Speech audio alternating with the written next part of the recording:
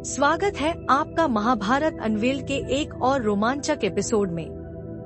आज हम आपको एक ऐसी कथा सुनाने जा रहे हैं जो प्रेम, त्याग और नियति की अमर गाथा है। कैसे हुआ राजा शांतनु और देवी गंगा का मिलन?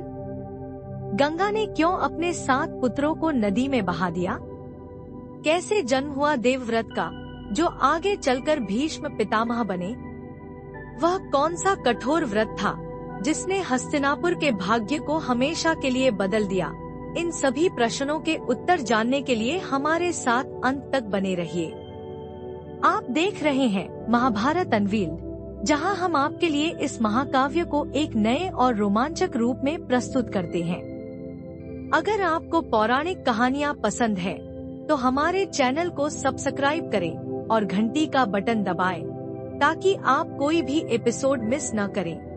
दृश्य 1। शांतनु और गंगा की भेंट। राजा शांतनु हस्तिनापुर के पराक्रमी और न्यायप्रिय शासक थे। एक दिन जब वे वन में शिकार कर रहे थे, तो वे गंगा नदी के तट पर पहुँचे। अचानक उनकी नजर एक दिव्य सुंदरी पर पड़ी। वह अविश्वसनीय रूप से सुंदर थी। उनके वस्त्र ऐसे चमक रहे थे जैसे नदी की लहरें, और उनकी आंखों में ब्रह्मांड की गहराई थी। राजा शांतनु उनकी ओर बढ़े। उनका हृदय तेजी से धड़कने लगा। उन्होंने पहले कभी ऐसी दिव्य सुंदरता नहीं देखी थी। भाव विभोर होकर उन्होंने कहा, हे देवी, आप कौन हैं? आपकी उपस्थिति किसी दिव्य आशीर्वाद से कम नहीं। मैं आपके सौंदर्य और तेज से मोहित हो गया हूँ। क्या आप मेरी अर्धांगिनी बनेंगी? गंगा मंद मंद मुस्काई और मधुर स्वर में बोली, राजन, मैं गंगा हूँ, पवित्र नदी का स्वरूप। मैं आपके प्रस्ताव को स्वीकार करती हूँ, परंतु एक शर्त है। आप कभी मेरे किसी भी कार्य पर प्रश्न नहीं करेंगे। जिस दिन आपने मुझसे कोई प्रश्न किया, उसी दिन मैं आपको छोड़कर चली जाऊंगी। अंधे प्रेम में डूबे शांतनु ने बिना सोचे समझे यह शर्त स्वीकार कर ली, यह जाने बिना कि इस वचन के पीछे एक गहरा रहस्य छिपा है। शादी की घंटियां बजती हैं, वैदिक मंत्रों की गूंज। इस प्रकार राजा शांतनु और देवी गंगा का विवाह संपन्न हुआ और हस्तिनापुर आनंद से भर गया। दृश्य 2। 7 पुत्रों का जन्म और उनका विलय। गंगा में समय बीतता गया और राजमहल में खुशी का माहौल छा गया जब गंगा ने पहले पुत्र को जन्म दिया। राजा शांतनु आनंदित थे, लेकिन उनकी यह खुशी पल भर में दुख में बदल गई जब उन्होंने देखा कि गंगा अपने नवजात शिशु को लेकर गंगा नदी की ओर बढ़ रही हैं। राजा यह देखकर सन्न रह गए जब गंगा ने अपने पहले पुत्र को नदी में प्रवाहित कर दिया। शांतनु को भारी आघात पहुंचा, लेकिन उन्होंने अपने वचन का पालन करते हुए मौन धारण कर लिया। समय बीतता गया और एक एक करके गंगा ने अपने 7 पुत्रों को जन्म दिया और सभी को नदी में प्रवाहित कर दिया। शांतनु यह देखकर भीतर ही भीतर टूटते जा रहे थे, लेकिन उन्होंने अपने वचन के कारण कुछ भी नहीं पूछा। दृश्य 3। 8वें पुत्र का जन्म और गंगा का रहस्योद्घाटन। जब 8वें पुत्र का जन्म हुआ, गंगा पुनः उसे लेकर नदी की ओर बढ़ी, लेकिन इस बार राजा शांतनु का धैर्य समाप्त हो गया। उन्होंने वेग से आगे बढ़कर गंगा को रोक लिया और क्रोध और दुख में भरकर बोले, बस, हे देवी, मैं अब और सहन नहीं कर सकता। क्यों आप हमारे बच्चों को इस तरह नदी में प्रवाहित कर देती हैं? गंगा गहरी सांस लेकर कहती है, हे राजन, आज आपने अपना वचन तोड़ दिया, लेकिन अब मैं आपको सत्य बताऊंगी। गंगा ने बताया कि ये 8 संतान अष्टवसु थे, जो एक ऋषि के श्राप के कारण पृथ्वी पर जन्म लेने के लिए विवश हुए थे। गंगा उन्हें उनके श्राप से मुक्त कर रही थी, लेकिन 8वां पुत्र विशेष था। उसे इस पृथ्वी पर रहकर एक महान योद्धा और पराक्रमी राजा बनना था। अब मुझे आपको छोड़कर जाना होगा, राजन। लेकिन चिंता न करें, मैं इस पुत्र को अपने साथ ले जा रही हूँ और उसे दिव्य शिक्षा दूंगी।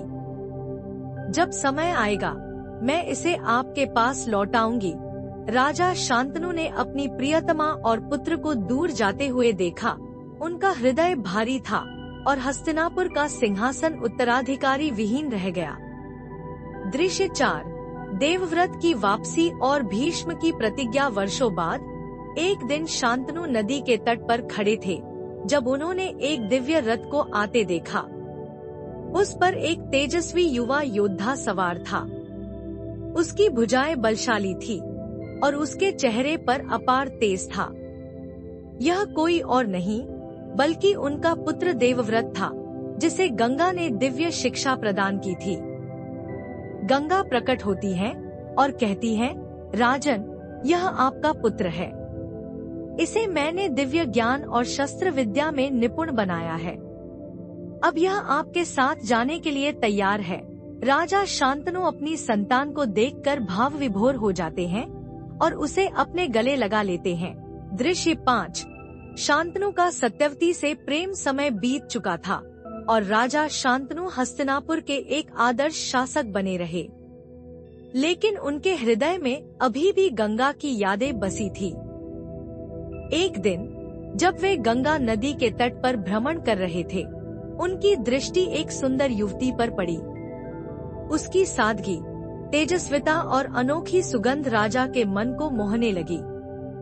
वह युवती मत्स्यगंधा सत्यवती थी, जो एक मछुआरे की पुत्री थी। वह अपनी नाव से यात्रियों को नदी पार कराती थी, लेकिन वह कोई साधारण स्त्री नहीं थी। उसके भीतर दिव्यता का तेज था।